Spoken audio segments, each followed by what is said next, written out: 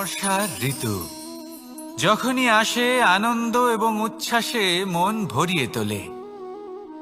কখনো আপনি এটা ভেবে দেখেছেন যে এই বর্ষা যা আমাদের মনকে উচ্ছ্বাসে ভরিয়ে তোলে সে নিজে কতটা পরিশ্রম করার পরে আমাদের কাছে আসে? নদী হোক, সরোবর হোক, সমুদ্র হোক, তাকে সূর্যের তাপ সহ্য করতেই হয়।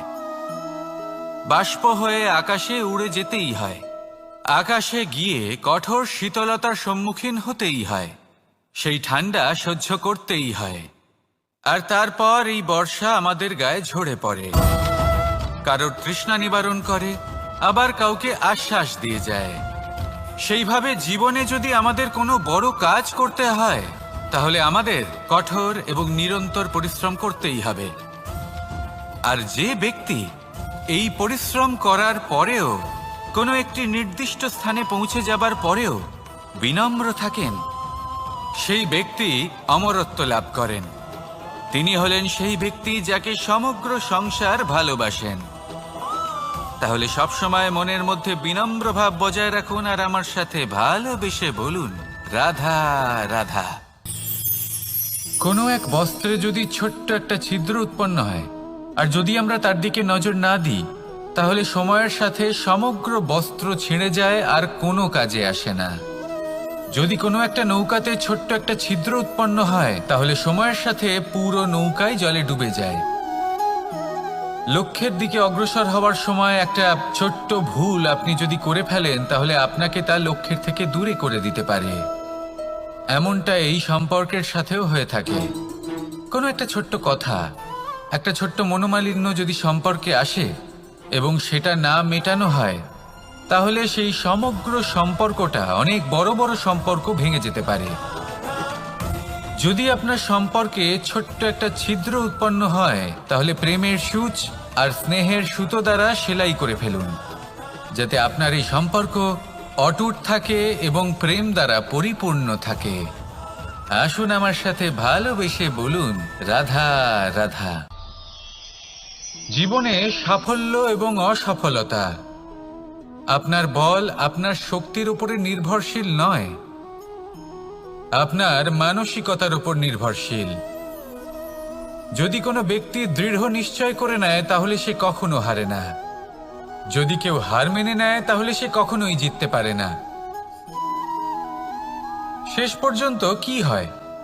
এই ভাবনাই সত্য হয়ে সামনে চলে আসে আর এই ভাবনাই পরবর্তীকালে ইতিহাস রচনা করে। সেই জন্য আপনি যদি চান আপনার নাম ইতিহাসে থাকুক তাহলে দৃঢ় হতে শিখুন। ইতিবাচক ভাবনার সাথে পরিশ্রমের সাথে এগিয়ে চলতে থাকুন। প্রতিস্পর্ধা গ্রহণ করুন আর শুধুই এগিয়ে যেতে থাকুন। সংসারে আপনি যে কোনো উচ্চতাতেই পৌঁছতে পারবেন, কারণ ইচ্ছে শক্তি আর ভালোবাসার চেয়ে বেশি শক্তিশালী আর কিছুই নেই। তাহলে আসুন আর আমার সাথে ভালোবেসে বলুন, রাধা রাধা। আজ আমি আপনাকে একটা ছোট্ট কাহিনী শোনাবো। একবার আমি, রাধা আর দাদা আমরা তিনজনে মিলে লুকিয়ে একটা উপবনে গেলাম আম পেড়ে খেতে। অনেক পরিশ্রম করে আমরা ওখানে পৌঁছলাম আর আমরা আশ্চর্যচকিত হয়ে গেলাম এটা দেখে যে এবার তো আম পাকেইনি। এবার দাদা কি করলেন, একটা আম পাড়লেন আর সেটা চাখলেন আর উনি নিরাশ হয়ে পড়লেন। উনি বললেন যে এটা তো খুবই টক। তারপর রাধা একটা আম পাড়লো আর সেটা চেখে দেখলো আর রাধা উৎসাহিত হয়ে পড়ল। আমি রাধাকে জিজ্ঞেস করলাম, কি হয়েছে, তুমি এত উৎসাহিত কেন? তখন রাধা বলল যে এবার এত বেশি টক আম হয়েছে যে এগুলো দিয়ে আমরা আচার বানাবো। তাহলে দাদা ওখান থেকে বেরিয়ে গেলেন নিরাশ হয়ে এবং খালি হাতে। রাধাও ওখান থেকে বেরিয়ে গেল কিন্তু উৎসাহিত হয়ে আর অনেকগুলো কাঁচা আম সাথে নিয়ে। এর থেকে আমরা কি শিক্ষা পেতে পারি? যে প্রত্যেকটা স্থানে এমন কিছু রয়েছে যেখান থেকে আমরা কিছু একটা শিক্ষা লাভ করতে পারি যা আমাদেরকে বিকাশের পথে নিয়ে যেতে পারে। এই শিক্ষা প্রত্যেক স্থানে আছে। সবকিছু আমাদের দৃষ্টিভঙ্গির উপর নির্ভর করছে। যখনই আমাদের জীবনে, আমাদের সম্পর্কে কোনো সমস্যা, কোনো বিপদ আসে তখন বেশিরভাগ মানুষ সেই বিষয় নিয়ে দুঃখী হয়ে পড়েন। আর কিছু মানুষ এমনও থাকেন যারা শেষ পর্যন্ত তার সমাধান করেন, বিপদকে পরাজিত করেন, সম্পর্কগুলিকে আবার জুড়ে দেন। যদি আপনি সুখের খোঁজ করেন তাহলে আপনি সুখ অবশ্যই পাবেন, প্রসন্নতা অবশ্যই পাবেন। যদি আপনি দুঃখ খোঁজেন তাহলে দুঃখ অবশ্যই পাবেন। এবার আপনি কি খুঁজতে চান সেই চয়ন আপনারই। আসুন আর আমার সাথে ভালোবেসে বলুন রাধা রাধা। যখন সূর্যের অত্যাধিক তাপের কারণে এই ধরিত্রী শুষ্ক হয়ে যায়, তখন প্রতিবিম্ব আমরা এইভাবে দেখতে পাই। আমরা কোথাও দূরে তাকালে আমাদের মনে হয় সেখানে জল রয়েছে। আমরা যখনই কাছে গিয়ে দেখি তখন দেখি যে সেখানে জলই নেই। তারপর যেই আমরা পেছনে ফিরে তাকাই আমরা দেখি যেখান থেকে আমরা এসেছি সেখানে জল পড়ে রয়েছে। এবার এই যে মরুতৃষ্ণা, তা কিন্তু শুধুই ভূমিতে নয়, আমাদের ভাবনা চিন্তার সাথেও এটাই হয়ে থাকে, অনেক সময় হয়ে থাকে। যে ব্যক্তি জল লাভ করার আশায় বসে থাকে সে কখনোই জল লাভ করতে পারে না, কিন্তু যে ব্যক্তি জল লাভ করার আশায় নিরন্তর পরিশ্রম করতে থাকে, ঘাম ঝরায়, সেই ব্যক্তি কোনো মরুভূমিতেও জল লাভ অবশ্যই করে। জীবনে যদি আমরা বড় কিছু লাভ করতে চাই তাহলে নিরন্তর পরিশ্রম করতেই হবে। পরিশ্রমের এই মনোভাব অত্যন্ত গুরুত্বপূর্ণ। এই মনোভাব আর দৃষ্টিভঙ্গি এ হলো অন্তরের গুণ। রূপ এবং প্রসাধন এগুলি হলো বাহ্যিক আবরণ। যে ব্যক্তি রূপের কারণে আপনাকে ভালোবাসে তা প্রকৃত ভালোবাসা নয়, কিন্তু যে ব্যক্তি আপনার আবেগ এবং মানসিকতার জন্য আপনাকে ভালোবাসে তাই হলো প্রকৃত ভালোবাসা। তাহলে এই কথাটা মনে রাখুন আর আমার সাথে ভালোবেসে বলুন রাধা রাধা। সিংহকে বনের রাজা বলা হয়। অত্যন্ত শক্তিশালী হয় সে, তার পরিবারও খুব বড় হয়। কিন্তু যদি এমন হয় যে সিংহের পরিবারে নিজেদের মধ্যেই কলহ সৃষ্টি হয়, যদি তারা নিজেরাই লড়তে থাকে তাহলে কি হবে? সিংহকে মেরে তার পরিবারকে মেরে ফেলে শেয়াল বনের রাজা হয়ে উঠবে। এবার এই কথা শুধুই সিংহের উপর প্রযোজ্য নয়, বরং প্রত্যেকটি ব্যক্তি, প্রত্যেক পরিবার, প্রত্যেক সম্প্রদায়, প্রত্যেক রাজ্যের ওপর প্রযোজ্য হতে পারে। পরিবারে যদি মতভেদ বেড়ে যায় তাহলে সেই পরিবার ভেঙে যেতে পারে। ইতিহাস এই বিষয়ের সাক্ষী। যদি সমাজের মানুষ নিজেদের মধ্যেই লড়তে থাকেন তাহলে কেউ রাজা হতে পারেন না, বরং অন্য কেউ সেই কলহের সুযোগ নিয়ে নিজে রাজা হয়ে বসেন। একতার গুরুত্ব বুঝতে শিখুন। ঘুরে ফিরে বিষয়টা এসে দাঁড়াচ্ছে সেই ভালোবাসায়, কারণ ভালোবাসাই হলো সেই যা সকলকে একসাথে বেঁধে তাদের আনন্দে রাখতে পারে। প্রেমের থেকে বেশি শক্তিশালী আর কিছুই নেই। তাই এই প্রেমকে নিজের মনে জাগ্রত করুন, নিজের পরিবারে বর্ষণ করুন, সমাজে বর্ষণ করুন, রাজ্যে বর্ষণ করুন, আর এই ভালোবাসার সাথেই বলুন রাধা রাধা। বর্ষা কখনো অনুভব করে দেখেছেন এই বর্ষা? আকাশ থেকে বর্ষার ফোঁটা ঝরে পড়ে, মিষ্টি ফোঁটা, শীতল ফোঁটা, মনকে পবিত্র করে তোলে, ধরিত্রীর তৃষ্ণা নিবারণ করে, আশপাশটা সবুজে ভরিয়ে তোলে। এবার এই রকম জল আমরা কুয়ো থেকেও পেতে পারি। যদি আমরা ভেবে দেখি যে বর্ষা এবং কুয়োর জলের মধ্যে পার্থক্য কি, তবে পার্থক্য আছে। পার্থক্য হলো ভাগ্য এবং কর্মের। বর্ষা হলো ভাগ্য। প্রকৃতির যখন ইচ্ছে হবে তখন বর্ষা হবে, কিন্তু কুয়ো আমরা এমনি এমনি পাই না। কর্ম এবং পরিশ্রমের দ্বারা একে প্রাপ্ত করতে হয়। এই ধরিত্রীকে খুঁড়তে হয়, অনেক ঘাম ঝরাতে হয়, তবেই আমরা একটা কুয়ো প্রাপ্ত করতে পারি। এবার এই বর্ষা, এটা সারা বছর হয় না, কিন্তু কুয়ো এটা বছরের পর বছর আমাদের তৃষ্ণা নিবারণ করে। এবার এর থেকে আমরা কি শিক্ষা লাভ করি? এটাই যে আপনি ভাগ্যের উপর বিশ্বাস রাখুন, কিন্তু নিজের কর্মের উপর আস্থা রাখুন, কারণ কর্ম এবং পরিশ্রম আপনাকে এই সংসারের যে কোনো শিখরে পৌঁছে দিতে পারে। তাহলে নিরন্তর প্রয়াস করুন, কর্ম করুন, আর আমার সাথে ভালোবেসে বলুন রাধা রাধা। ইচ্ছে, বড়ই বিচিত্র জিনিস এই ইচ্ছে। যদি তা পূর্ণ না হয় তাহলে তা ক্রোধকে জন্ম দেয়, যদি তা পূর্ণ হয় তাহলে লোভকে জন্ম দেয়, যদি সময়ের মধ্যে পূর্ণ না হয় তাহলে শোককে জন্ম দেয়, আর যদি সময়ের পূর্বেই পূর্ণ হয়ে যায় তাহলে অহংকারকে জন্ম দেয়। সকলের ইচ্ছে থাকে, আপনারও অবশ্যই থাকবে, তা অবশ্যই পূরণ করবেন। কিন্তু একটা কথা মনে রাখবেন, আপনার এই জীবন এটা কোনোভাবেই আপনার ইচ্ছে পূরণ করার মাধ্যম নয়। এ হলো ধৈর্য সাধনের এক মাধ্যম, নিয়ন্ত্রণ করার এক মাধ্যম। নিয়ন্ত্রণ নিজের কামনার ওপর, নিজের ইচ্ছের ওপর, নিজের আবেগের ওপর। কারণ ইচ্ছে এটা হলো সেই অশ্বের মতো যা একবার লাগাম ছাড়া হয়ে গেলে আপনার হাত থেকে যদি এই লাগাম বেরিয়ে যায় তাহলে তা আপনাকে সোজা বিনাশের পথে নিয়ে যেতে পারে। কিন্তু যদি আপনি একে নিয়ন্ত্রণ করতে পারেন তাহলে এটা আপনাকে সাফল্যের শিখরে অবশ্যই পৌঁছে দিতে পারে। তাহলে ইচ্ছেগুলিকে নিয়ন্ত্রণ করুন আর আমার সাথে ভালোবেসে বলুন, রাধা রাধা। আমরা আনন্দ লাভের জন্য ভালোবাসি মা বাবাকে, ভাই বোনকে, পরিবার পরিজনকে, বন্ধুকে, প্রেমিকাকে। আমরা চাই যে সকলে যেন আপন হয়ে থাকেন, আমাদের কাছে থাকেন। কিন্তু মানুষের একটা প্রবৃত্তি আছে যে তিনি যা লাভ করে ফেলেন তার মূল্য তিনি বুঝতেই পারেন না। যদি আপনার বাড়ির কাছে একটা মিষ্টি জলের সরোবর থাকে বা সুন্দর নদী থাকে তাহলে জলের গুরুত্বটা কি আপনি তা বুঝতেই পারবেন না। সেইখানে আপনি যদি কোনো একটা মরুভূমিতে যান আপনি অনুভব করতে পারবেন যে এক একটা ফোঁটা জলের কি গুরুত্ব, তার মূল্য কি। সুখের মুহূর্তে যদি আপনজনদের মনে রাখেন তবে দুঃখের মুহূর্ত নিজে থেকেই দূরে সরে যাবে।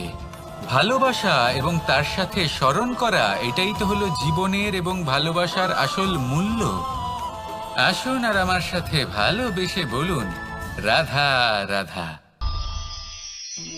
একটা জলের ফোঁটাকে ফোঁটা নামে সম্বোধন করা হয়। অনেক ফোঁটা একত্রিত হলে সাগরের রূপ ধারণ করে। শুধু একটা পাতাকে পাতা বলা হয়, অন্য অনেক পাতার সাথে একত্রিত হলে তা গ্রন্থের রূপ ধারণ করে। একটা মাত্র সুতো অন্য সুতোর সাথে মিলিত হলে বস্ত্রের রূপ ধারণ করে। অনেক সংখ্যক ইট একত্রিত হলে মহলের রূপ ধারণ করে। সৈন্যরা একত্রিত হলে সৈন্যদল তৈরি হতে পারে।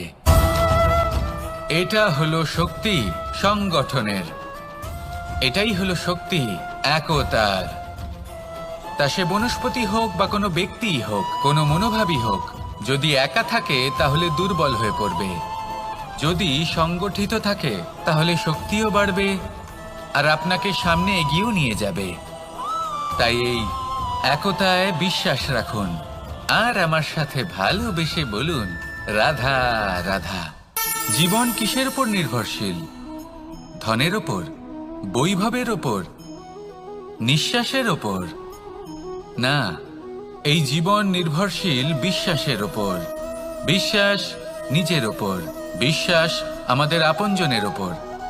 কিন্তু যখন এই বিশ্বাস ভেঙে যায় তখন মানুষের মনও ভেঙে যায় আর তারপর সে অন্য কিছু করতেই পারে না। তখন কি করা যেতে পারে? 3টে কাজ আছে যা আপনি করতে পারেন। প্রথম, ভালোবাসা। যাকে আপনি ভালোবাসেন, যারা আপনাকে ভালোবাসে, ভুল যারই হোক না কেন, তার কাছে ক্ষমা চাইতে কখনোই সংকোচ বোধ করবেন না। দ্বিতীয় হলো বিশ্বাস।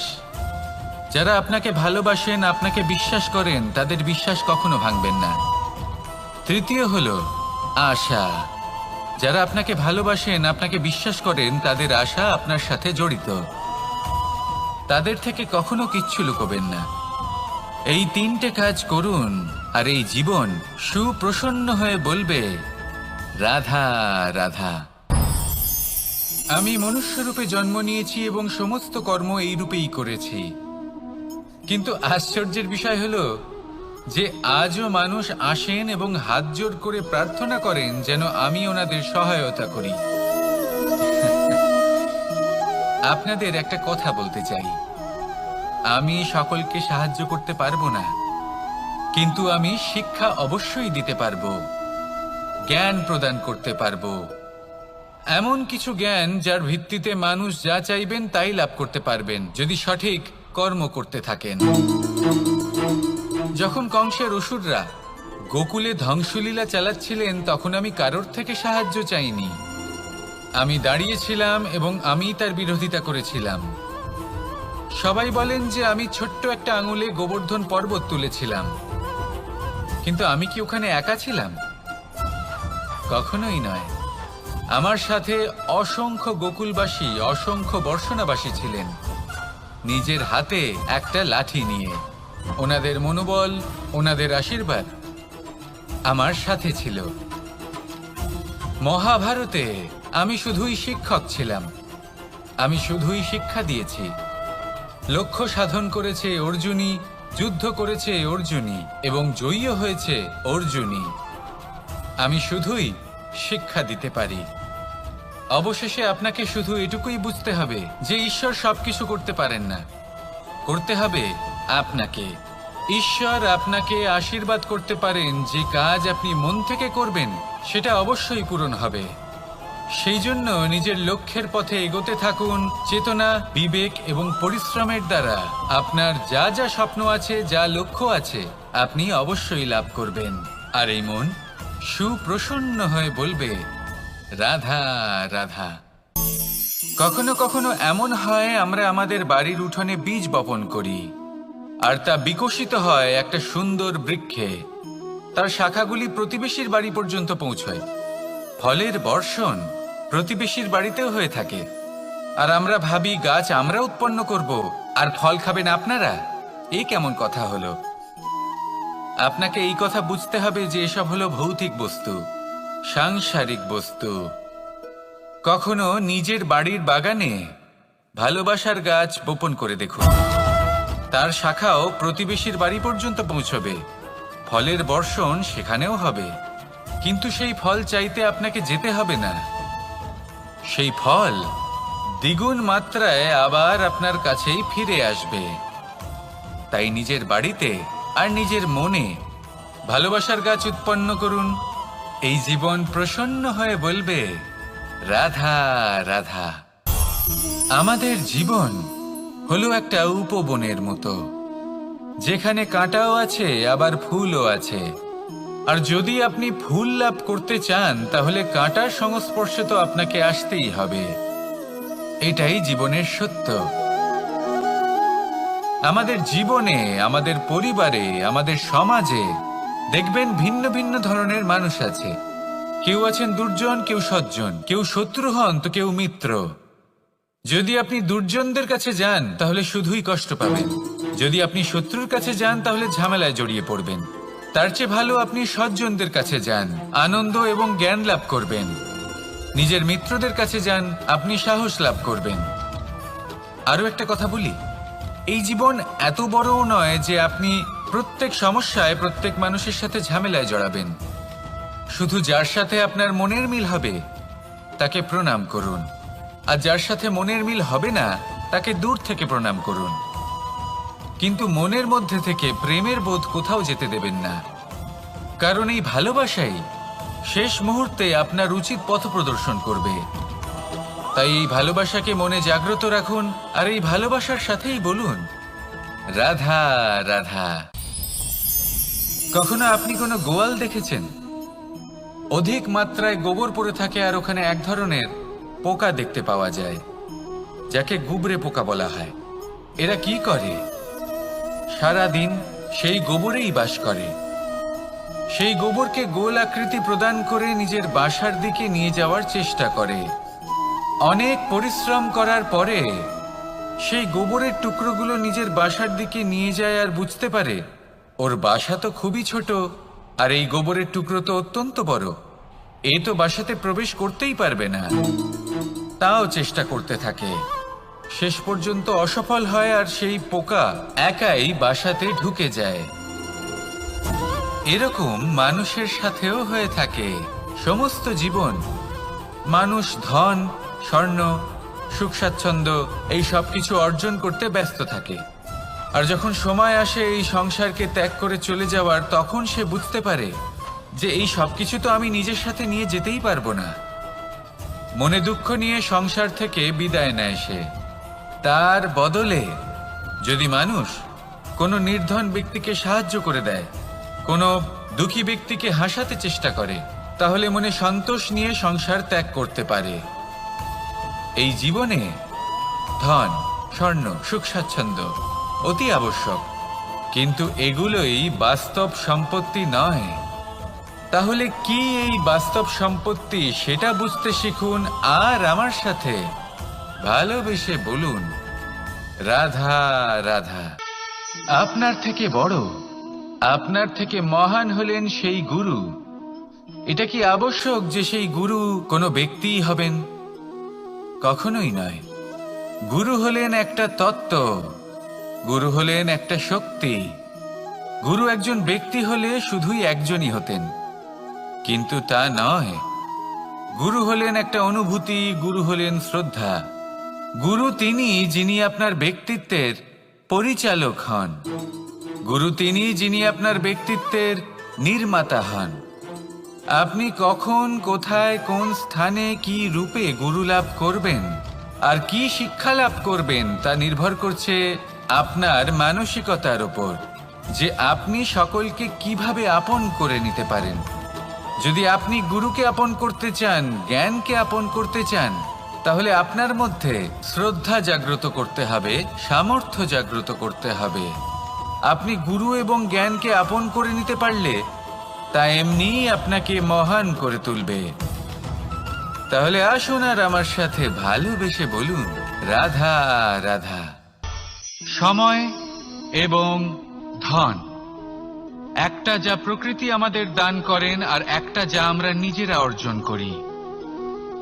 কিন্তু যখন হারিয়ে ফেলার প্রসঙ্গ আসে তখন আমরা এই দুই একসাথে হারিয়ে ফেলি। এই সময় যদি আপনি গুনতে থাকেন তাহলে তা এমনিও নষ্ট হয়ে যাবে, কারণ সময় গণনা করতে আপনি যে সময় ব্যতীত করেন তা তো এমনিই নষ্ট হয়ে যায়। এই সময়কে যদি আপনি একত্রিত করার চেষ্টা করেন তাহলে তা সম্ভব হবে না। সময়ের বিষয়ে শুধু একটাই কথা বলবো, আপনি যদি একে ব্যবহার করেন তাহলেই জীবনে বৃদ্ধি হবে।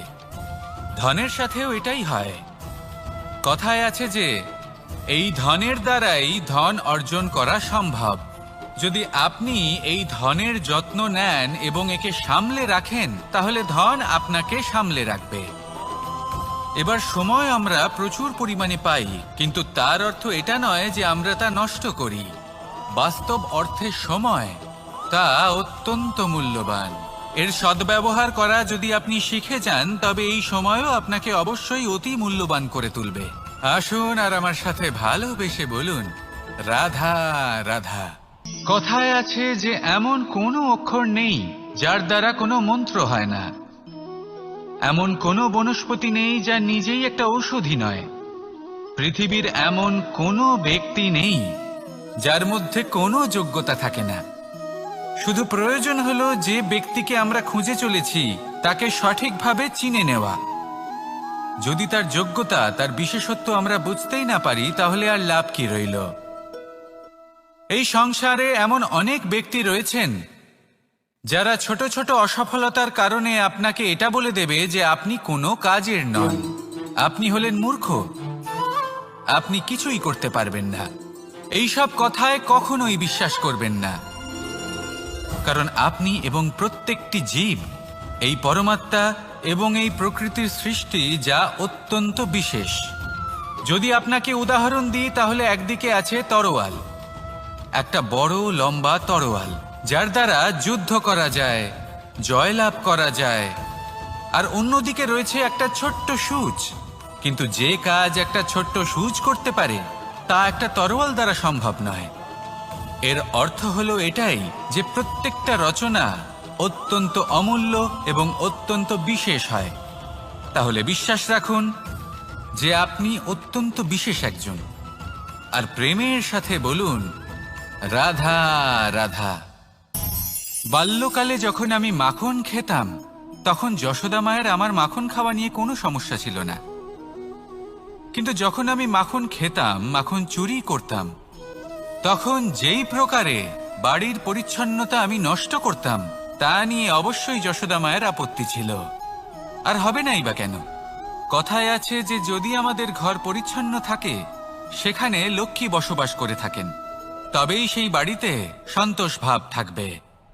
সেই জন্যই আমাদের যশোদা মা পরিশ্রম করে বাড়ির ভেতর এবং বাড়ির বাহির সবসময় পরিচ্ছন্ন করে রাখতেন। এবার যেইভাবে আমাদের বাড়ি, যেখানে আমাদের পরিবার বসবাস করতেন, সেইভাবেই আমাদের শরীর আর আমাদের আত্মা রয়েছে যাতে আমরা বসবাস করি। একেও স্বচ্ছ রাখা প্রয়োজনীয়। এবার স্বচ্ছ কিভাবে রাখা যায়? শুধু বাহ্যিক পরিচ্ছন্নতা আর প্রসাধন দ্বারা তা সম্ভব হবে না। জীবনে কিছু কটু অভিজ্ঞতা আমাদের সকলের থাকে। সেই কটু অভিজ্ঞতাগুলির কারণে আমাদের মন, আমাদের আত্মা মলিন হয়ে যায়। এই মালিন্য থেকে আমাদের আত্মাকে মুক্ত করা অত্যন্ত প্রয়োজনীয়। এই স্বচ্ছতা অত্যন্ত প্রয়োজনীয়। আর আমাদের এই মন মালিন্য থেকে মুক্ত হতে পারে শুধুমাত্র প্রেম এবং করুণার দ্বারা। তাই সকলকে ভালোবাসতে থাকুন আর মনের মধ্যে করুণার বোধ জাগ্রত করুন। কারণ যেইভাবে বাড়ি পরিষ্কার থাকলে তাতে লক্ষ্মী বসবাস করেন, সন্তোষবোধ বজায় থাকে, সেইভাবেই যদি মন স্বচ্ছ থাকে তাহলে তাতে সন্তোষও থাকবে, শান্তিও থাকবে। তাহলে ভালোবাসতে থাকুন, মনের মধ্যে করুণাবোধ জাগ্রত করুন আর আমার সাথে ভালোবেসে বলুন, রাধা রাধা। আপনি কখনো রেশমের কীট দেখেছেন? নিজের সুরক্ষার জন্য সে নিজের লালা থেকে একটি সুতো উৎপন্ন করে আর সেই সুতো দ্বারা নিজেকে পেঁচিয়ে নেয়, প্রকৃতি এবং অন্য জীবজন্তুর হাত থেকে সুরক্ষার জন্য। কিন্তু যখন সেই সুতো শুকিয়ে যায় তখন কি হয়? তা একটা খোলসে পরিণত হয়, এত সবল হয়ে যায় যে সেই রেশমের কীট তা ভেঙে বাইরে বেরিয়েই আসতে পারে না। শেষ পর্যন্ত এই কারণেই সে মৃত্যু লাভ করে। এবার যদি একটা প্রজাপতির কথা বলি, তাহলে প্রজাপতি কি করে? যখন সে উড়তে চায় সে নিজেই নিজের খোলস ভেঙে ফেলে, সে তার পাখনা মেলে আর তারপর সে আকাশে উড়ে বেড়ায়। এটাই হলো শিক্ষা আমাদের জন্য। যদি আমরা আকাশে উড়ে বেড়াতে চাই তাহলে আমাদেরকেও অন্তর থেকে সেই খোলস ভাঙতে হবে, অর্থাৎ নিজেদেরকে বন্ধন থেকে মুক্ত করে দিতে হবে। সুরক্ষার জন্য কোনো বাঁধনে জড়িয়ে পড়া এ হলো সবথেকে বেশি অসুরক্ষিত কার্য। জীবনে সুরক্ষার ভয় থাকাটা উচিত, কিন্তু তা যদি অত্যাধিক হয়ে যায় তাহলে তা আপনাকে এতটাই দুর্বল করে দেবে যে আপনি নিজেরই সুরক্ষার চক্র ভেঙে বেরোতেই পারবেন না। যদি আপনি নবনির্মাণ করতে চান তাহলে আপনাকে নিজের এই সুরক্ষা কবচ ভেঙে বেরোতেই হবে, সাহসের সাথে পরিশ্রম করতে হবে। আর যদি আপনি এটা করতে পারেন তাহলে আপনার উড়ান কেউ আটকাতে পারবে না। আসুন আমার সাথে ভালোবেসে বলুন, রাধা রাধা। মানুষ, কোনো ব্যক্তির নির্মাণ হয় কিভাবে? কেউ বলবেন পঞ্চতত্ত্বের দ্বারা, কেউ বলবেন আত্মা, দেহ ও চেতনার দ্বারা, কেউ বলবেন ঈশ্বরের কৃপার দ্বারা, তো কেউ বলবেন এই প্রকৃতির পরীক্ষার দ্বারা। না, মানুষের নির্মাণ হয়ে থাকে বিশ্বাস দ্বারা। ব্যক্তি তখনই গড়ে ওঠেন যখন ব্যক্তিত্ব থাকে, ঠিক কিনা? আর ব্যক্তিত্ব তখনই হবে আর সেরকমই হবে যেরকম বিশ্বাস আপনি নিজের উপরে রাখবেন। যদি আপনি মনে করেন আপনি বিষের ন্যায় হবেন তাহলে আপনি বিষাক্তই হবেন। যদি আপনি এটা মনে করেন যে আপনি অমৃতের ন্যায় হবেন তাহলে আপনি অমরই হয়ে যাবেন। যদি আপনি নিজের উপরে বিশ্বাস রাখেন যে আপনি সংসারের সব থেকে উঁচু পর্বতের শিখরে পৌঁছতে পারবেন তাহলে আপনি অবশ্যই পৌঁছবেন। যদি আপনার এরকম মনে হয় যে আপনি এরকম কখনো করতে পারবেন না তাহলে এরকম কখনোই হবে না। ভেবে দেখবেন, বিশ্বাসের মধ্যেই বিশ্ব বাস করে থাকে, তো আপনার অস্তিত্ব কেন করবে না? যেমন বিশ্বাস আপনি নিজের উপরে রাখবেন তেমনই আপনি হয়ে উঠবেন। সেই জন্য নিজের উপরে বিশ্বাস রাখুন, আর হ্যাঁ, ভালোবেসে বলুন রাধা রাধা। শত্রুতা, একজন মানুষ অন্য মানুষের সাথে শত্রুতা করে বসেন, দুজন ঘনিষ্ঠ বন্ধু। এমনও এক সময় আসতে পারে যখন এনারা একে অপরের শত্রু হয়ে ওঠেন। এর অনেকগুলো কারণ হতে পারে, কিন্তু মূল কারণ হলো আলোচনা। আগে হ্যাঁ, আপনি যদি কারোর বিষয়ে আলোচনা করেন তাহলে সে আপনার শত্রু হয়ে যেতে পারে। এবার মনে একটা প্রশ্ন আসতে পারে যে এটা কিভাবে সম্ভব হতে পারে? আলোচনা, এটা তো অত্যন্ত জরুরি। যদি আমি নিজের বন্ধুর খারাপ কাজের বিষয়ে আলোচনাই না করি তাহলে সে শুধরবে কি করে? এ কথা সত্যি যে আলোচনা আবশ্যক, কিন্তু তার থেকেও বেশি গুরুত্বপূর্ণ এবং আবশ্যক হলো আপনার এই সিদ্ধান্ত। সিদ্ধান্ত এটাই যে আপনার এই আলোচনা কোন স্থানে করবেন। যদি এটা সবার সামনে করবেন ভাবেন, তাহলে তা অপমানও হয়ে যেতে পারে। যদি এটা আলাদাভাবে করেন তাহলে তা পরামর্শ হয়ে যায়। অপমান কেউ স্বীকার করতে পারেন না, কিন্তু পরামর্শ সকলের ভালো লাগে। তাহলে যদি আপন কারোর জন্য ভালো কিছু চান, কাউকে শুধরে দিতে চান, আর আপনার মনে হয় আলোচনা আবশ্যক, তাহলে সর্বপ্রথম সময়, পরিস্থিতি আর স্থানের কথা মনে রাখবেন। নয়তো এই আলোচনা আপনাকে খুব ভোগাতে পারে। তাহলে আসুন আমার সাথে ভালোবেসে বলুন রাধা রাধা। আপনার জীবনেও কি সমস্যা রয়েছে? অবশ্যই থাকবে। প্রত্যেকের জীবনেই সমস্যা থাকে। প্রত্যেক মানুষ জিজ্ঞাসাও করেন যে এই সমস্যা আসলে কি আর কেন আসে এ জীবনে।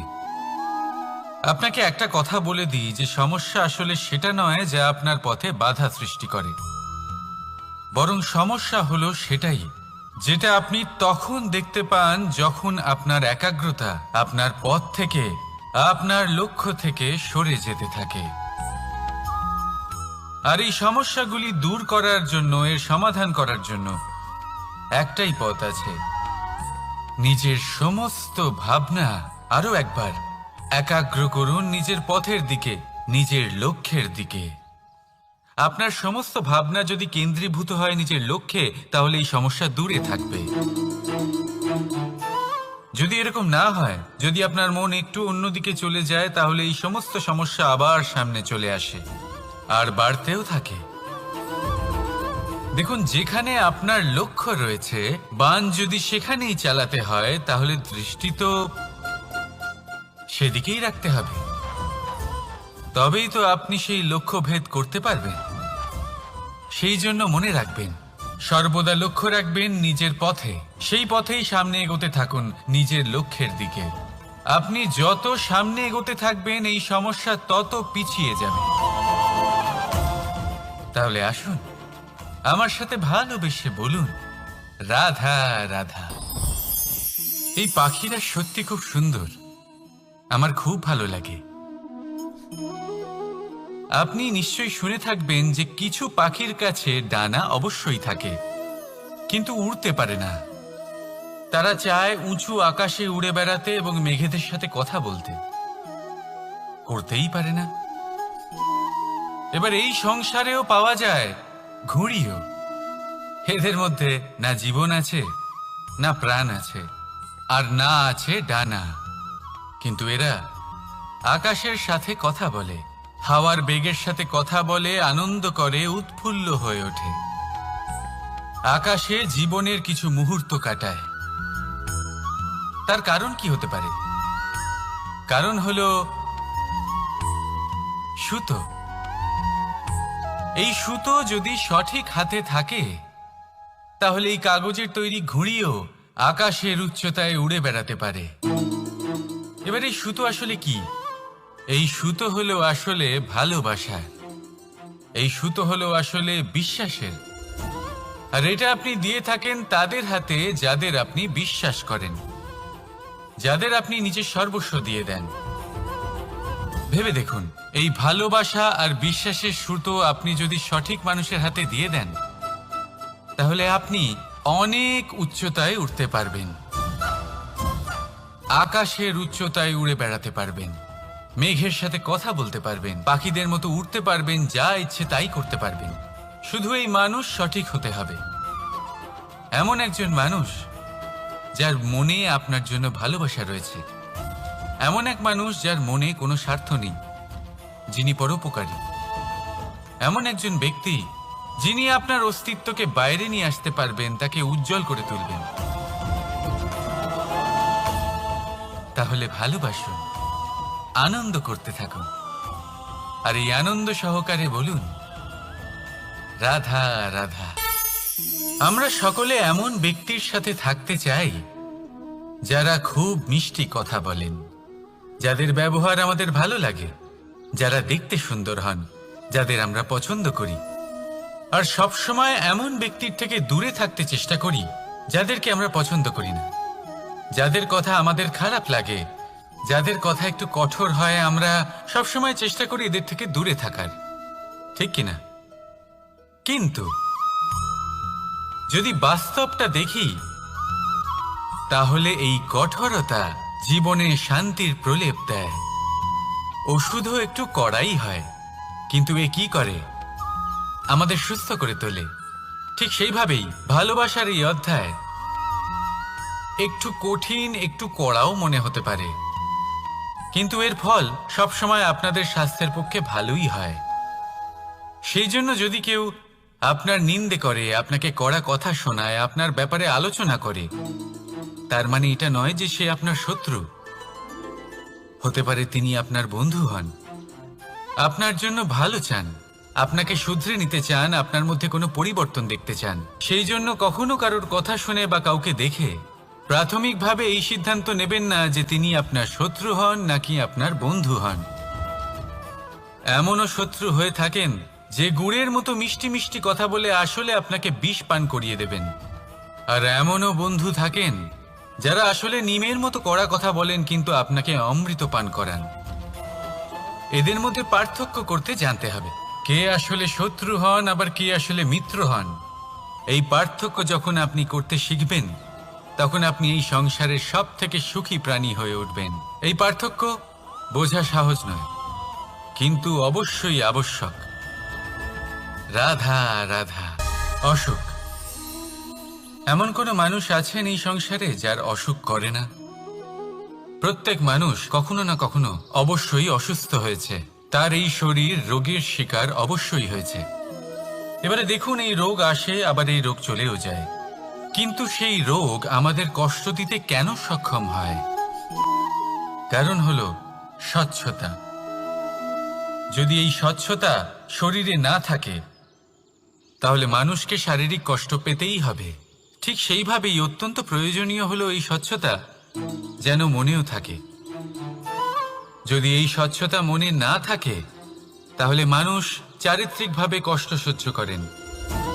এবারে নিবারণ কি হতে পারে? বড়ই সহজ এর উপশম। যদি রোগ শরীরে হয়, তাহলে সর্বপ্রথম স্বচ্ছতা বজায় রাখতে শিখুন, এই শরীরকে পরিষ্কার রাখতে শিখুন।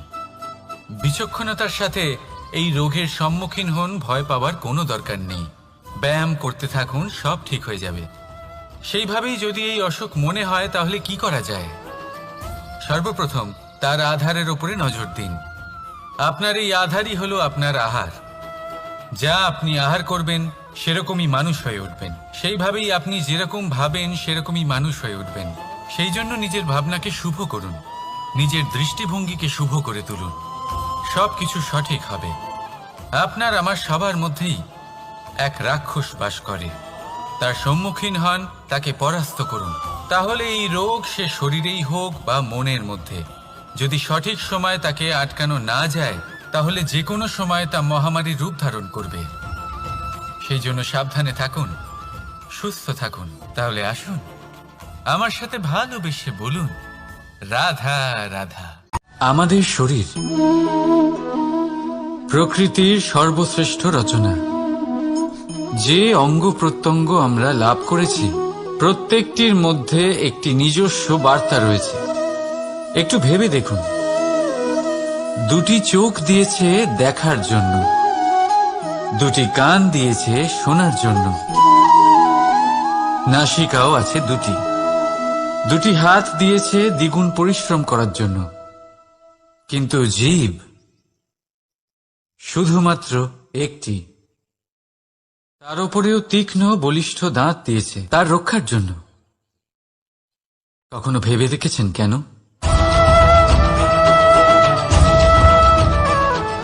কারণ শব্দ আর শব্দের প্রয়োগ মানুষের সবচেয়ে বড় অস্ত্র, যার প্রয়োগ যত ভেবেচিন্তে করা যায় মানুষ তার জীবনে ততটাই উপরে উঠতে পারে। তাহলে মনে রাখুন, দেখুন, শুনুন আর বুঝুন বেশি, বলুন কম। রাধা রাধা। আমরা সকলে শক্তি অনুভব করতে চাই। এবার যদি আপনাকে জিজ্ঞেস করা হয় যে সবথেকে বেশি শক্তির অনুভব কোথা থেকে করা সম্ভব, তখন কেউ কেউ বলবেন পুষ্টিকর আহার গ্রহণ করলে, ব্যায়াম করলে, কেউ বলবেন ধন লাভ করলে, বন্ধুদের থেকে, পরিবারের থেকে, আদি ইত্যাদি। এইভাবে আপনি শক্তির অনুভব অবশ্যই করতে পারেন, কিন্তু সবথেকে বেশি শক্তির অনুভব যদি আপনি করতে চান তাহলে তা পাবেন শুধু একতার দ্বারা, সংগঠনের দ্বারা। যদি আপনাকে উদাহরণ দিই, নিজের এই হাতটাকে দেখুন, 5টা আঙুল রয়েছে।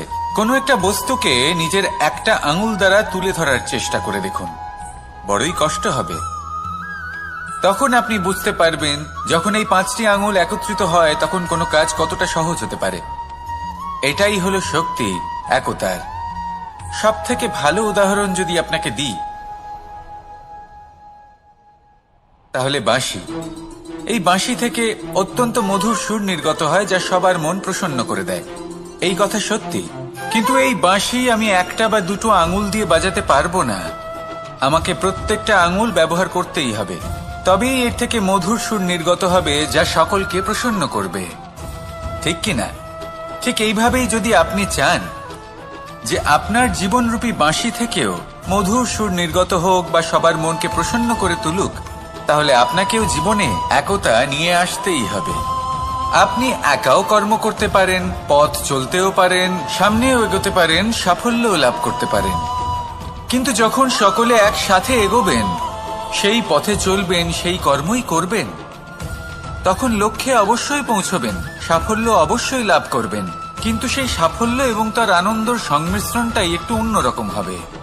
তাই জীবনে ঐক্যবদ্ধ হন, একসাথে মিলে এগোতে থাকুন, আর আমার সাথে ভালোবেসে বলুন রাধা রাধা।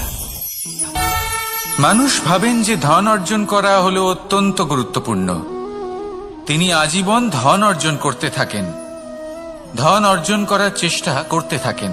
সে যাই হয়ে যাক না কেন, পরিশ্রম করতে থাকেন। স্বাস্থ্যের দিকে নজর দেন না, না উচিত সময় খাবার খান, না উচিত সময় ঘুমোতে যান, না পর্যাপ্ত সময় পর্যন্ত ঘুমন, কিছুই না। ধন অর্জন করতেই থাকেন, করতেই থাকেন।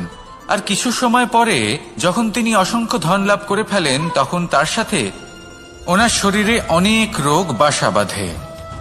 এইসব রোগের উপচার করতে করতে সেই সমস্ত ধন যা উনি অর্জন করেছেন তা তিনি ব্যয় করে ফেলেন। শেষ পর্যন্ত কি হয়? আমরা যেভাবে এসেছি ঠিক সেইভাবেই ফিরে যাই, ধন এখানেই থেকে যায়। দেখুন, একটা অত্যন্ত গুরুত্বপূর্ণ কথা রয়েছে যে আপনার বোঝা উচিত। এই যে ধন, তার ব্যবহার করুন জীবনকে আরো ভালো করে তোলার জন্য। ধনের সদ্ব্যবহার করা উচিত, এমন যেন না হয় এই ধন আপনাকে ভোগ করে ফেলে।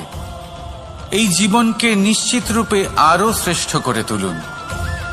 কিন্তু এই ধন অর্জন করার এই প্রক্রিয়াতে নিজের সারা জীবনকে নষ্ট করে ফেলবেন না। এই জীবন উপভোগ করতে শিখুন, আর আমার সাথে ভালোবেসে বলুন রাধা রাধা। কথায় আছে, অন্ধকারে প্রদীপ প্রজ্বলিত করলে চতুর্দিক আলোকিত হয়। কিন্তু যদি এই প্রদীপ আমি সূর্যের আলোর সম্মুখে সকালবেলায় প্রজ্বলিত করে রেখে দিই, তাহলে কি হবে? আপনি বলবেন যে এটা করে তো কোনো লাভই হলো না। সূর্যের প্রকাশের সামনে এই প্রদীপ আসলে কিছুই নয়।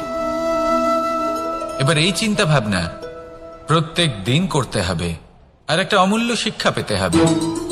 মনে করুন যে আপনি মহাপুরুষের সামনে বসে আছেন, কোনো মহাজ্ঞানীর সামনে, তাহলে সেই ব্যক্তির সামনে নিজের জ্ঞানের প্রদীপ প্রজ্বলিত করবেন না, নীরব থাকুন আর সেই ব্যক্তির সূর্যের প্রকাশের মতো জ্ঞান প্রাপ্ত করুন।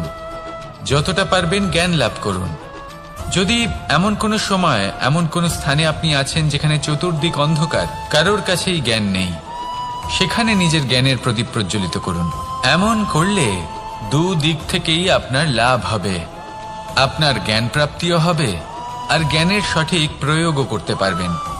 আর এই মন প্রসন্ন হয়ে বলবে, রাধা রাধা। মানুষের মধ্যে একটা বিচিত্র প্রবৃত্তি থাকে, অন্য সকলের বিষয়ে, তাদের জীবনের বিষয়ে, তাদের ব্যক্তিত্বের বিষয়ে, তাদের ভবিষ্যতের বিষয়ে অনুমান করা। এটা হলো অনুচিত। কারোর অতীতকালকে দেখে লোকে ভবিষ্যৎ বলে দিতে পারেন, বর্তমানকে দেখে ভবিষ্যতের বিষয়ে অনুমান করে ফেলেন। উদাহরণ দিতে হলে বলবো, কোনো দাসকে দেখুন, ওকে দেখে লোকে বলে যে ওর ভবিষ্যৎ সেটাই হতে পারে, অনুমান করে ফেলেন। আর এই রাজাকে দেখুন, উনি তো কত সুখী হবেন, উনি তো জগতের সব থেকে অধিক সুখী মানুষ, কত সুখ সুবিধা আছে ওনার কাছে, ধারণা করে ফেলেন। তবে সত্য তো এটাই যে কারোর ব্যক্তিত্বের বিষয়ে, তাদের ভবিষ্যতের বিষয়ে আপনি পূর্ণ সত্য কখনোই বলতে পারবেন না, শুধু অনুমান করতে পারবেন। আর এই অনুমান করে সত্যি কোনো লাভ হয় না, কারণ এই কাল সেটা হলো অত্যন্ত শক্তিশালী। কালো থেকে কালোতর কয়লাকেও হিরেতে পরিণত করতে পারে, অনেক বড় বড় রাজাকেও বিদূষক বানিয়ে ফেলতে পারে এক মুহূর্তেই। তাহলে আপনি অনুমান করে কি লাভ? কি পেলেন অনুমান করে? সেই জন্য কারোর বিষয়ে কোনো অনুমান করবেন না, তার ভবিষ্যতের বিষয়ে অনুমান করতে যাবেন না, কারোর বিষয়ে কোনো ধারণা করে নেবেন না। কিছু করতে হলে ভালোবাসুন, সবার মধ্যে ভালোবাসা ছড়ান, সবার মধ্যে ধন্যাত্মক ভাব ছড়ান। এই মন প্রসন্ন হয়ে বলবে, রাধা রাধা। কেউ বলে জীবন খুব ক্ষণস্থায়ী, কেউ বলে জীবন হলো একটা সুন্দর স্বপ্নের মতো, আবার কেউ বলবে জীবন হলো এক কঠোর সত্য। কিন্তু জীবন আসলে কি? জীবন হলো আপনারই প্রতিবিম্ব, একটা দর্পণ। অর্থাৎ আপনি জীবনকে সেইভাবেই পাবেন যেরকম আপনি নিজেকে প্রতিপন্ন করবেন।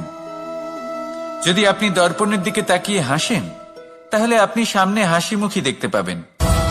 এবার যদি আপনি গম্ভীর হয়ে থাকেন, তাহলে আপনি একজন রুষ্ট ব্যক্তি দেখতে পাবেন। শেষে সবথেকে বেশি গুরুত্বপূর্ণ হলো আপনার চেষ্টা।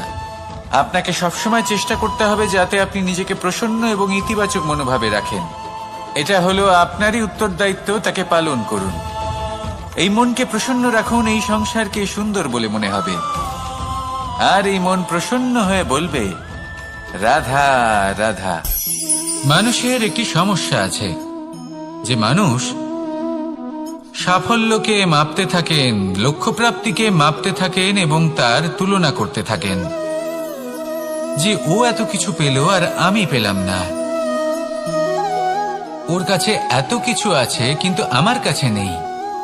এই তুলনা করার জন্য ওনারা দুঃখী হয়ে পড়েন, নিরাশ হয়ে পড়েন। তাই আমি একটা প্রশ্ন করছি যে এটা কি উচিত?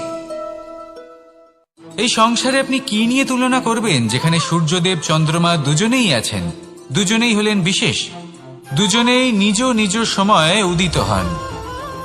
এদের মধ্যে একজন না থাকলে তাহলে আমাদের জীবন কঠিন হয়ে পড়বে।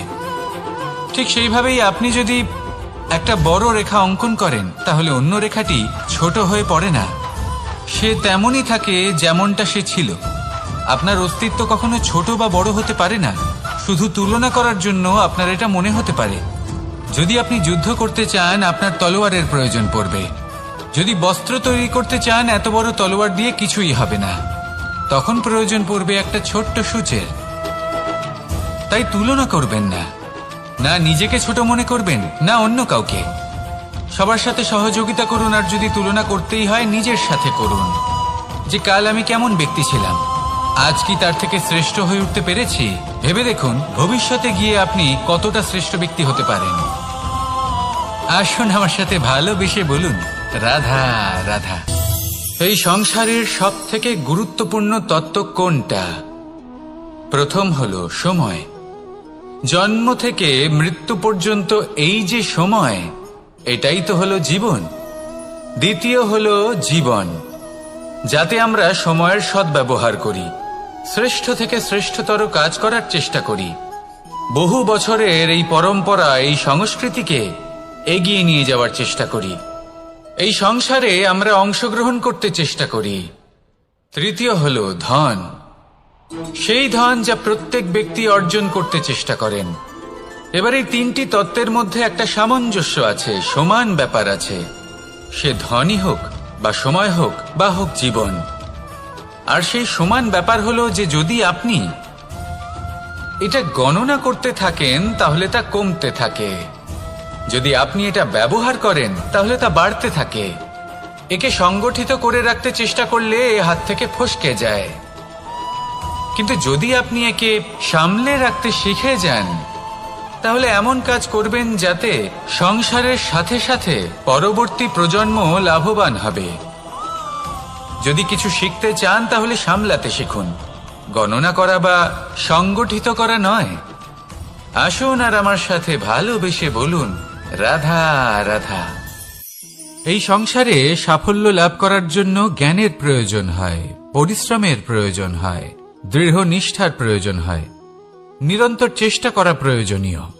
কিন্তু আরো কিছু আছে যা অত্যন্ত প্রয়োজনীয় এবং গুরুত্বপূর্ণ, তা হলো ভালো বন্ধু। তাদের থাকা অত্যন্ত প্রয়োজনীয়। যদি ভালো বন্ধু থাকে তাহলে সময় এলে তারা ঢাল হয়ে আপনাকে সুরক্ষা করবেন, সময় এলে অস্ত্রের মতো শত্রুকে সংহারও করবেন।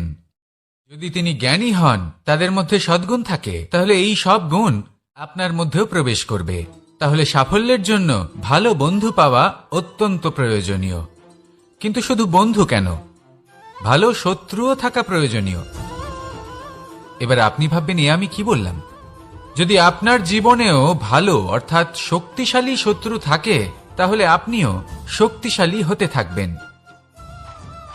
এই শত্রু আপনাকে প্রেরিত করবে আরো বেশি শক্তিশালী হয়ে ওঠার। কখনো কোনো হরিণকে দেখুন, তীব্র গতিতে দৌড়তে থাকে। কেন তীব্র গতিতে দৌড়য়? এই কারণে নয় যে কোথাও তার জন্য মধুর ঘাস অপেক্ষা করে রয়েছে, না, সে এই কারণে তীব্র গতিতে দৌড়য় কারণ সেটা না করলে তার পেছনে একটি সিংহ আছে যে ওকে নিজের ভোজন করে ফেলবে।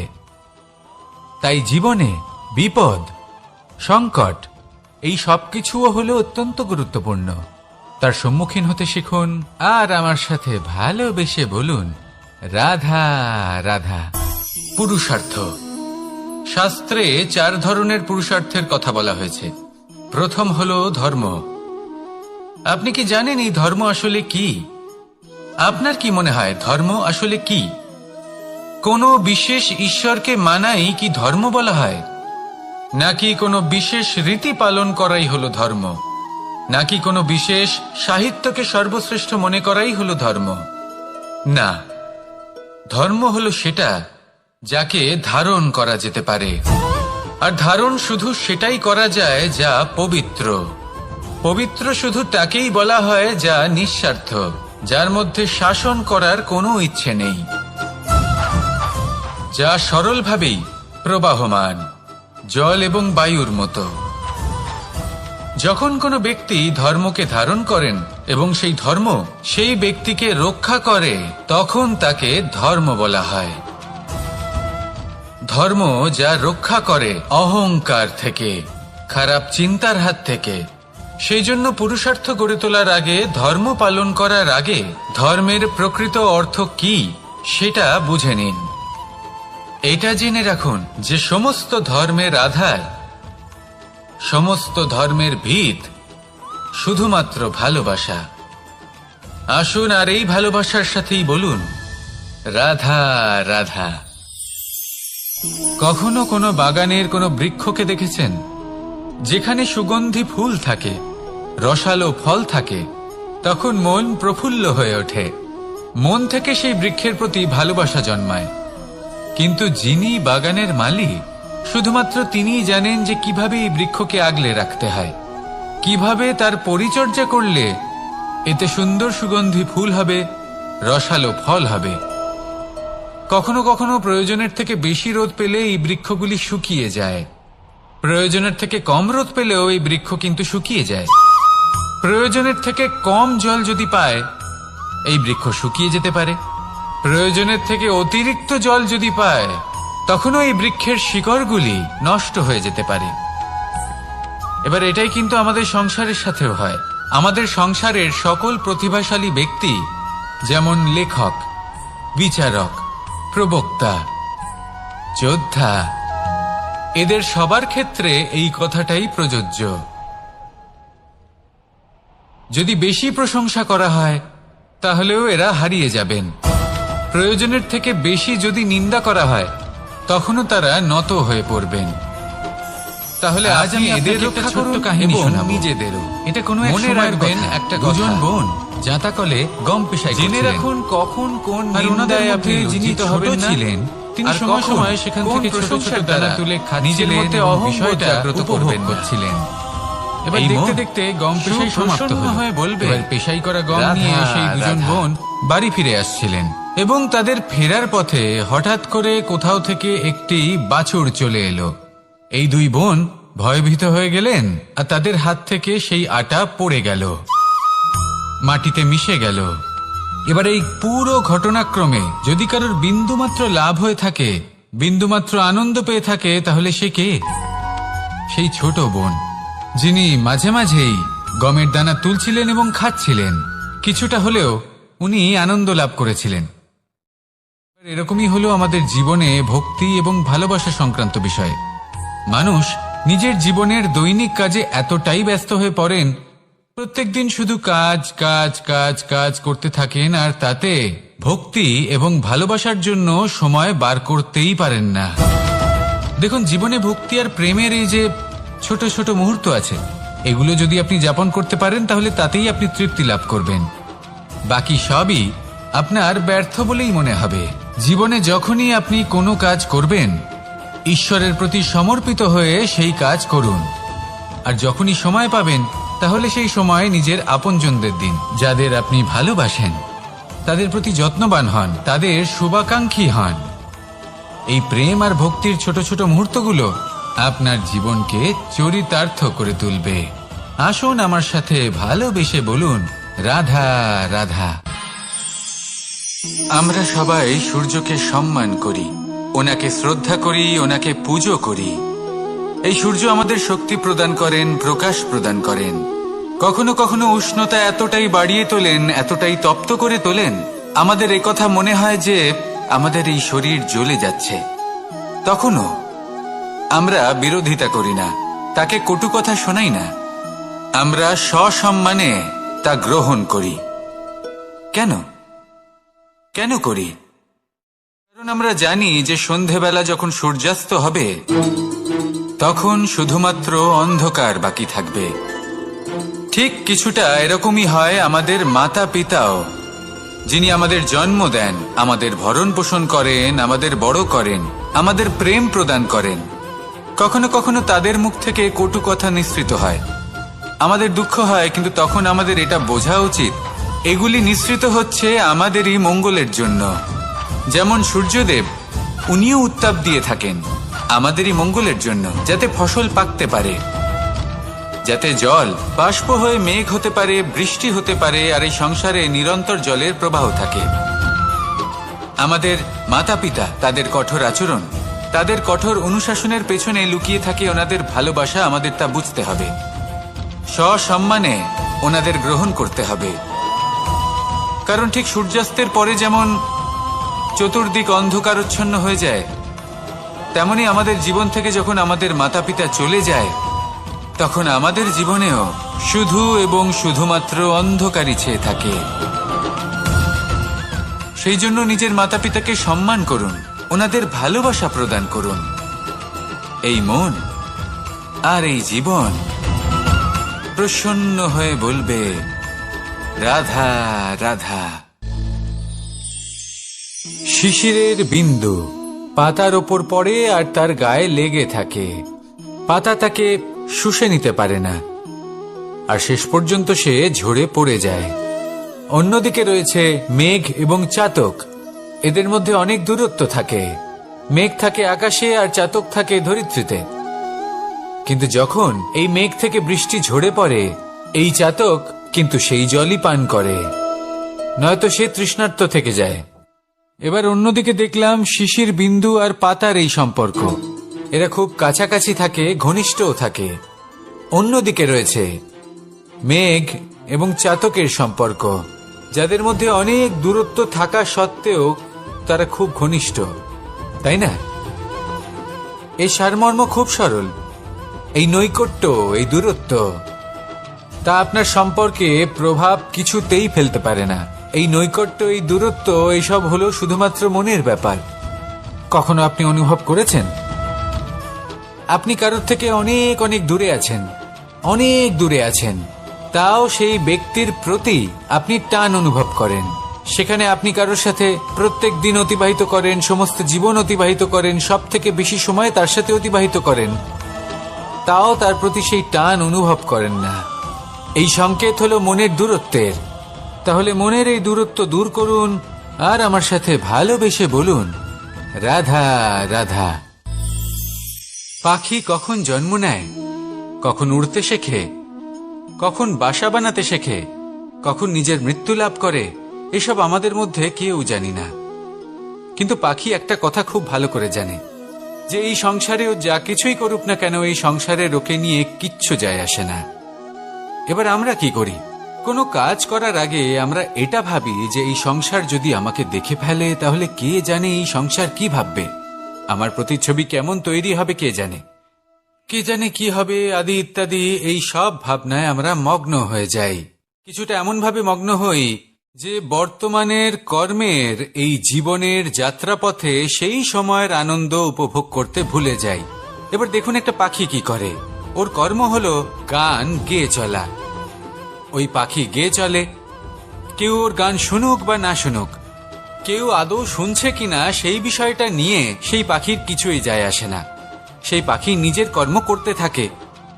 হয়তো সেই জন্যই আপনি কখনো কোনো পাখিকে কাঁদতে দেখবেন না। এরকমই আপনাকে নিজেকে গড়ে তুলতে হবে। প্রথমে নিজেকে জিজ্ঞেস করুন, এই যে কর্ম আমি করতে চলেছি সেটা কি উচিত? যদি আপনার মনে হয় সেটা উচিত, তাহলে সেটা প্রমাণ করুন। এটা ভাববেন না যে এই সংসার কি ভাববে। আসুন আর আমার সাথে ভালোবেসে বলুন রাধা রাধা। এই পুকুর দেখছেন আপনি? বাচ্চা, বৃদ্ধ, যুবক, যাকেই আমি জিজ্ঞেস করব এটা কি, সবার উত্তর সেই একই হবে। উত্তর তখনই বদলাবে যখন প্রশ্ন এটা হবে যে আপনি এই পুকুরে কি করতে চান। কেউ বলবে আমি এমনি এর পাড়ে বসে এই জল স্পর্শ করে ঠান্ডা হাওয়ার আনন্দ অনুভব করতে চাই। কেউ বলবে আমি এই পুকুরে সাঁতার কাটতে চাই। কেউ বলবে কাগজের নৌকা বানিয়ে আমি এতে ভাসিয়ে দিতে চাই। কেউ বলবে আমি মাছ ধরে নিজের জীবন যাপন করতে চাই, ইত্যাদি ইত্যাদি। আপনাকে একটা কথা বলে রাখি, আমাদের জীবনও এই পুকুরেরই মতন, একই রকম।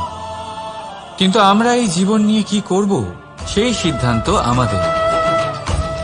এই পুকুরে আপনি মুক্তও পাবেন, আবার পাঁকও পাবেন। যদি আপনি মুক্ত পেতে চান তাহলে এই পুকুরের গভীরে আপনাকে যেতে হবে। ততটাই চেষ্টা করতে হবে যতটা করলে আপনি সেই মুক্ত অর্জন করতে পারবেন। না হলে শুধু পাঁকে হাত পড়বে। তাই যা আমি সর্বদা বলে থাকি, সিদ্ধান্ত আপনার। রাধা রাধা। এই সংসারের সব থেকে বড় সুখ কি? কেউ বলবেন নিজের লক্ষ্য প্রাপ্ত করা, কেউ বলবেন ধন উপার্জন করা, কেউ বলবেন নিদ্রাই সব থেকে বড় সুখ, কেউ বলবেন রাজ্য লাভ করা, আবার কেউ বলবেন মাতার হাত থেকে খাবার খাওয়া, আদি ইত্যাদি। কিন্তু যদি সত্যি কথা বলি, এই সংসারের সব থেকে বড় সুখ হল সেবা করা। কখনো কাউকে সেবা করে দেখুন। এই সেবা দ্বারা অন্য কোনো মানুষের আশীর্বাদ লাভ করাতেই সুখ রয়েছে।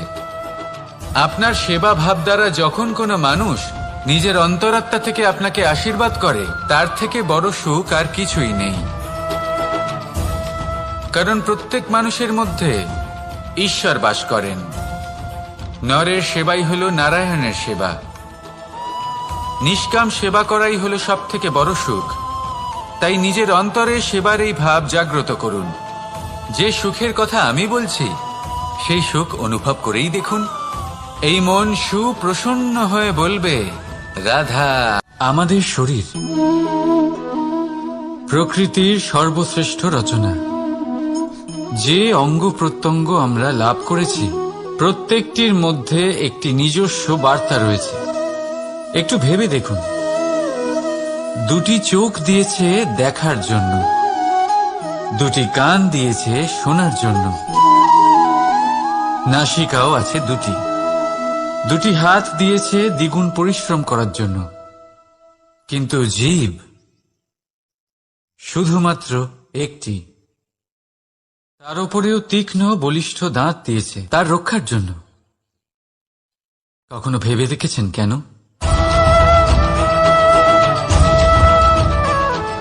কারণ শব্দ আর শব্দের প্রয়োগ মানুষের সবচেয়ে বড় অস্ত্র, যার প্রয়োগ যত ভেবে চিন্তে করা যায়, মানুষ তার জীবনে ততটাই উপরে উঠতে পারে। তাহলে মনে রাখুন, দেখুন, শুনুন আর বুঝুন বেশি, বলুন কম। রাধা রাধা। আমরা সকলে শক্তি অনুভব করতে চাই। এবার যদি আপনাকে জিজ্ঞেস করা হয় যে সবথেকে বেশি শক্তির অনুভব কোথা থেকে করা সম্ভব, তখন কেউ কেউ বলবেন পুষ্টিকর আহার গ্রহণ করলে, ব্যায়াম করলে, কেউ বলবেন ধন লাভ করলে, বন্ধুদের থেকে, পরিবারের থেকে, আদি ইত্যাদি। এইভাবে আপনি শক্তির অনুভব অবশ্যই করতে পারেন। কিন্তু সবথেকে বেশি শক্তির অনুভব যদি আপনি করতে চান, তাহলে তা পাবেন শুধু একতার দ্বারা, সংগঠনের দ্বারা। যদি আপনাকে উদাহরণ দিই, নিজের এই হাতটাকে দেখুন। 5টা আঙুল রয়েছে।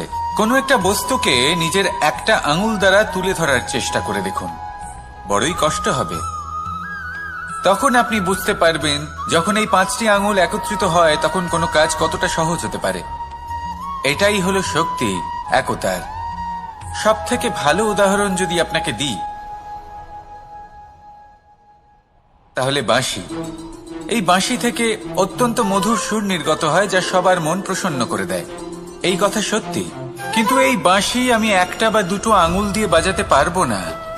আমাকে প্রত্যেকটা আঙুল ব্যবহার করতেই হবে, তবেই এর থেকে মধুর সুর নির্গত হবে, যা সকলকে প্রসন্ন করবে। ঠিক কিনা? ঠিক এইভাবেই যদি আপনি চান যে আপনার জীবনরূপী বাঁশি থেকেও মধুর সুর নির্গত হোক বা সবার মনকে প্রসন্ন করে তুলুক, তাহলে আপনাকেও জীবনে একতা নিয়ে আসতেই হবে। আপনি একাও কর্ম করতে পারেন, পথ চলতেও পারেন, সামনেও এগোতে পারেন, সাফল্যও লাভ করতে পারেন। কিন্তু যখন সকলে একসাথে এগোবেন, সেই পথে চলবেন, সেই কর্মই করবেন, তখন লক্ষ্যে অবশ্যই পৌঁছবেন, সাফল্য অবশ্যই লাভ করবেন। কিন্তু সেই সাফল্য এবং তার আনন্দর সংমিশ্রণটাই একটু অন্যরকম হবে। তাই জীবনে ঐক্যবদ্ধ হন, একসাথে মিলে এগোতে থাকুন, আর আমার সাথে ভালোবেসে বলুন, রাধা রাধা। মানুষ ভাবেন যে ধন অর্জন করা হলো অত্যন্ত গুরুত্বপূর্ণ। তিনি আজীবন ধন অর্জন করতে থাকেন, ধন অর্জন করার চেষ্টা করতে থাকেন। সে যাই হয়ে যাক না কেন, পরিশ্রম করতে থাকেন।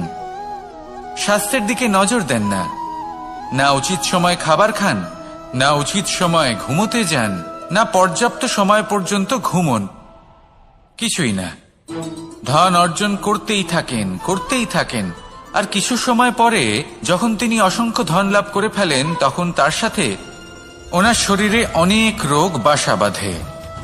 এইসব রোগের উপচার করতে করতে সেই সমস্ত ধন যা উনি অর্জন করেছেন তা তিনি ব্যয় করে ফেলেন। শেষ পর্যন্ত কি হয়? আমরা যেভাবে এসেছি ঠিক সেইভাবেই ফিরে যাই, ধন এখানেই থেকে যায়। দেখুন, একটা অত্যন্ত গুরুত্বপূর্ণ কথা রয়েছে যে আপনার বোঝা উচিত। এই যে ধন, তার ব্যবহার করুন জীবনকে আরো ভালো করে তোলার জন্য। ধনের সদ্ব্যবহার করা উচিত, এমন যেন না হয় এই ধন আপনাকে ভোগ করে ফেলে। এই জীবনকে নিশ্চিত রূপে আরো শ্রেষ্ঠ করে তুলুন। কিন্তু এই ধন অর্জন করার এই প্রক্রিয়াতে নিজের সারা জীবনকে নষ্ট করে ফেলবেন না। এই জীবন উপভোগ করতে শিখুন, আর আমার সাথে ভালোবেসে বলুন, রাধা রাধা। কথায় আছে, অন্ধকারে প্রদীপ প্রজ্বলিত করলে চতুর্দিক আলোকিত হয়। কিন্তু যদি এই প্রদীপ আমি সূর্যের আলোর সম্মুখে সকালবেলায় প্রজ্বলিত করে রেখে দিই, তাহলে কি হবে? আপনি বলবেন যে এটা করে তো কোনো লাভই হলো না। সূর্যের প্রকাশের সামনে এই প্রদীপ আসলে কিছুই নয়। এবার এই চিন্তা ভাবনা প্রত্যেক দিন করতে হবে, আর একটা অমূল্য শিক্ষা পেতে হবে। মনে করুন যে আপনি মহাপুরুষের সামনে বসে আছেন, কোনো মহাজ্ঞানীর সামনে। তাহলে সেই ব্যক্তির সামনে নিজের জ্ঞানের প্রদীপ প্রজ্বলিত করবেন না, নীরব থাকুন, আর সেই ব্যক্তির সূর্যের প্রকাশের মতো জ্ঞান প্রাপ্ত করুন। যতটা পারবেন জ্ঞান লাভ করুন। যদি এমন কোনো সময়, এমন কোনো স্থানে আপনি আছেন যেখানে চতুর্দিক অন্ধকার, কারোর কাছেই জ্ঞান নেই, সেখানে নিজের জ্ঞানের প্রদীপ প্রজ্বলিত করুন। এমন করলে দুদিক থেকেই আপনার লাভ হবে।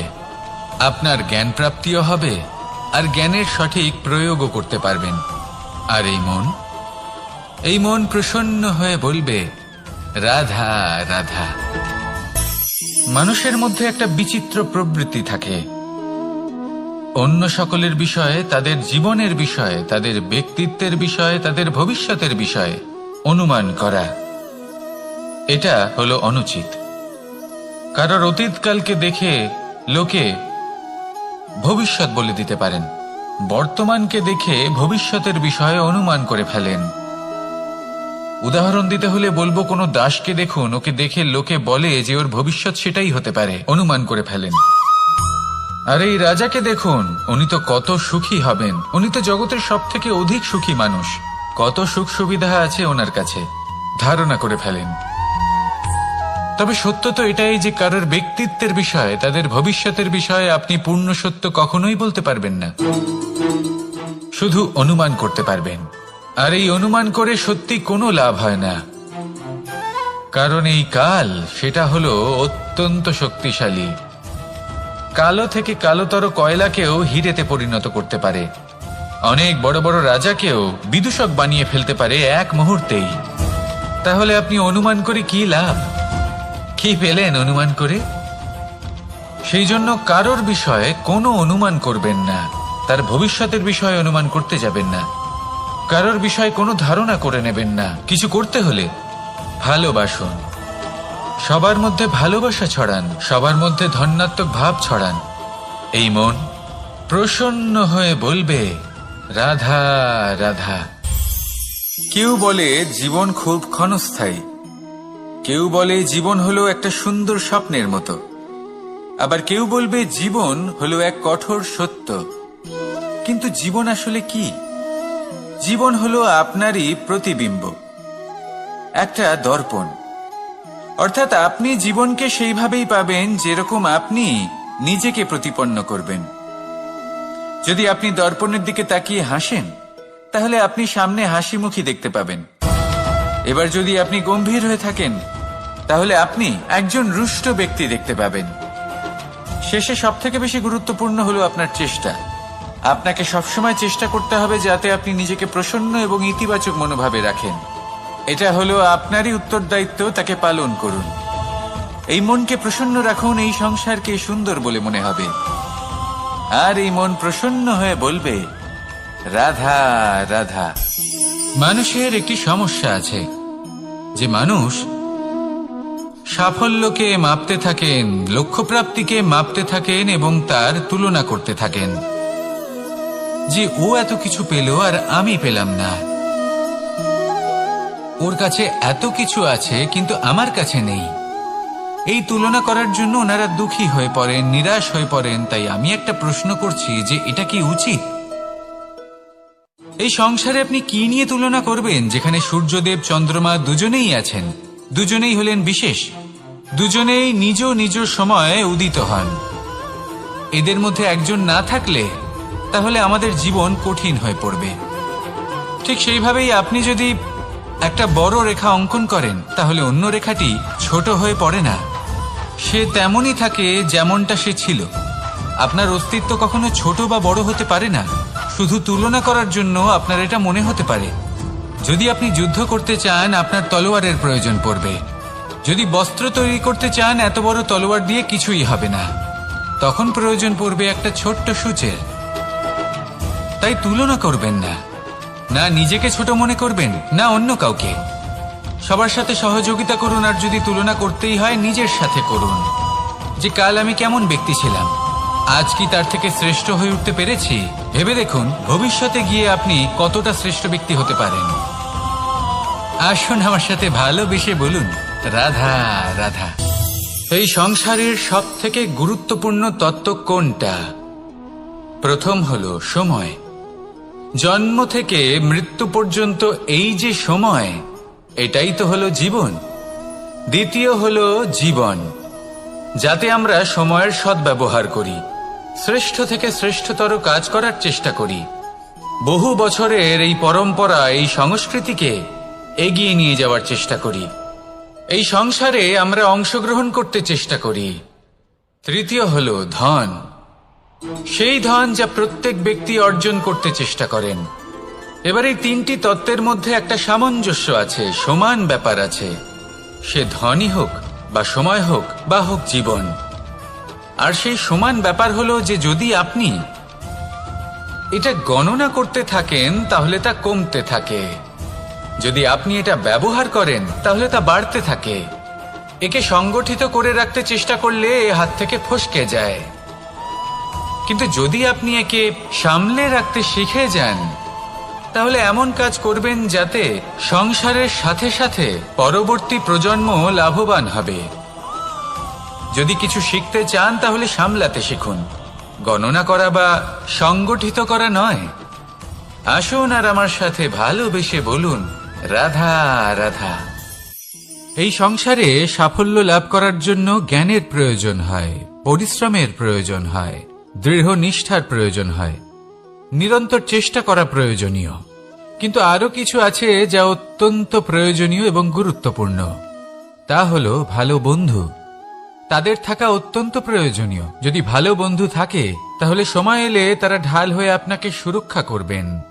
সময় এলে অস্ত্রের মতো শত্রুকে সংহারও করবেন। যদি তিনি জ্ঞানী হন, তাদের মধ্যে সদ্গুণ থাকে, তাহলে এই সব গুণ আপনার মধ্যেও প্রবেশ করবে।